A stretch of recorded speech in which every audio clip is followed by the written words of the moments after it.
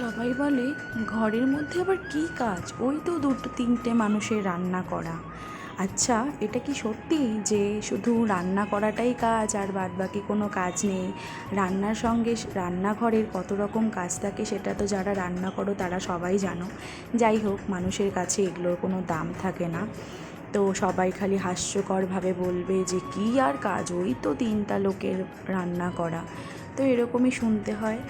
তো যাই হোক বন্ধুরা, আমি আমার ব্লগটা স্টার্ট করছি। আজ হলো মঙ্গলবার। ও হ্যাঁ, তোমাদেরকে তো সুপ্রভাত জানাতে ভুলেই গেছি। তো সুপ্রভাত সবাইকে। তোমরা সবাই কেমন আছো? আর আমি তোমাদের আশীর্বাদে মোটামুটি ভালোই আছি।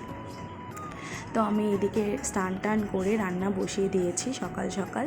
আর এই যে দেখতে পাচ্ছ এদিকে রান্না করছি, আমি খুব স্পিডে রান্না করছিলাম। আর রান্না করছিলাম সেটা হলো শাক করেছিলাম, কলমি শাক। আর আমাদের আঞ্চলিক ভাষায় এটাকে কলমি শাকই বলে। আর বানিয়েছিলাম চাল কুমড়োটা পুরু হয়ে গেলে যেটা হয়, আমাদের রাজবংশী ভাষায় এটাকে পুর বলে। তো এদিকে রান্না করছিলাম আর ফাঁকে খেয়েও নিচ্ছিলাম। আর রান্না শেষ হয়ে গেছে, আর এদিকে এখন কাপড় গোছাচ্ছি, ঘর গোছাচ্ছি। বলে বোঝাতে পারবো না। আমি কয়েকদিন বাপের বাড়িতে ছিলাম, আর তারপরের অবস্থাটা কী হয় যারা বাপের বাড়িতে যাও তারা সবাই জানো। তো আমি একদম পাগল হয়ে গেছিলাম যে কোন দিক থেকে কোন দিক গোছাবো। এদিকে ঘরের মেঝে নোংরা হয়ে গেছে, এদিকে বিছানা নোংরা হয়ে গেছে, এদিকে আমার ড্রেসিং টেবিল নোংরা, সব কিছু মুছতে হচ্ছিল। যাই হোক, এক এক করে কাজ করছিলাম। কিছু জামা কাপড় আগেই ভিজিয়ে রেখেছিলাম সকালে স্নানের সময়। আর এদিকে এই যে বালিশের কাভার খুলে এখন কাভার ভরে নিচ্ছি। মোটামুটি হয়ে গেল। আর এটা আমার সব থেকে বিরক্তিকর কাজ লাগে, সেটা হলো বালিশের কাভার ভরানো। আমার সব থেকে বিরক্তিকর কাজ। এদিকে এই যে বিছানার চাদর আমি তুলে নিচ্ছি। আর আগের ব্লগে তো দেখিয়েইছিলাম আমি নিচে একটা কাভার পেতে রাখি, কারণ যেন নোংরা না হয়ে যায়।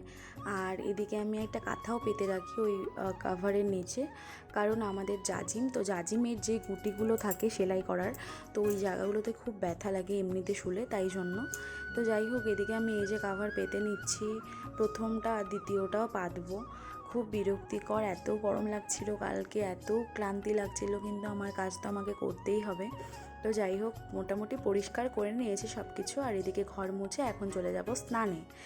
আমি এতটাই ক্লান্ত হয়ে পড়েছিলাম আর এতটাই ঘেমে গিয়েছিলাম, খুব খুব খুব তারপরে এই যে মোটামুটি কমপ্লিট করে এই যে এখন আমি এই যে দেখতে পাচ্ছ ক্লান্ত মানুষটা, ঘামে ঘামে ভরা মুখ, এই যে এইদিকে মোটামুটি গুছিয়ে নিয়েছি। আর এখন চলে গেছি স্নানে। আর স্নান থেকে এসে এই দেখো এক গুচ্ছের কাপড়, যেগুলো আমার কাপড় ছিল স্পেশালি, তো ওগুলো কাপড় টাপড় কেচে শুকোতে দিয়ে দিলাম। আর এদিকে প্রচণ্ড খিদাও পেয়ে গেছিলো, তো কাপড় শুকোতে দেওয়ার আগে আমি একটু খেয়ে নিয়েছিলাম ভাত, কারণ কালকে সারাদিন আমি কিছু খাইনি, ওইটুকু চিড়া আর দুধ খেয়েছিলাম। আর তার আগের দিন আমি উপোস করেছিলাম, ব্রত রেখেছিলাম শিব ঠাকুরের, তো তাই জন্য শরীরটা প্রচণ্ড ক্লান্ত হয়েছিল। তো খেয়ে নিয়ে তারপরে শুকোতে দিতে এসেছি। আর মানুষের কাজ শেষ আর হয় না। তো আমাদের সংসার জীবন যারা গৃহবধূ আছি তাদের তো মোটামুটি ভালোই কাজ। এই যে দেখতে পাচ্ছ মোটামুটি কাপড় আমার শুকোতে দেওয়া হয়ে গেছে। তারপর আমি ঘুমিয়ে পড়েছিলাম, আর রাত্রি হয়েও গেছে, সন্ধ্যায় চা খেয়ে নিয়েছি আর রাত্রে রান্না বসিয়ে দিয়েছি। তো কাঁঠালের বিচি ভাজা করেছিলাম আর ভাতের সঙ্গে কলা সেদ্ধ দিয়েছিলাম। তো এই আমার রাত্রের রান্না। আর তোমাদের যদি ভিডিওটা ভালো লেগে থাকে তাহলে প্লিজ লাইক করে দিও।